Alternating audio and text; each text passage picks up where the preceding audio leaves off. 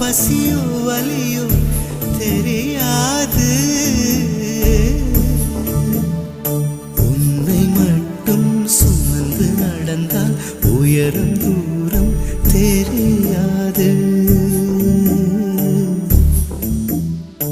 உன்னை மட்டும் சுமந்து நடந்தால் உயரம் தூரம் தெரியாது. உன்மேல் வந்தொரு பூ விழுந்தால் என்னால் தாங்க முடியாது.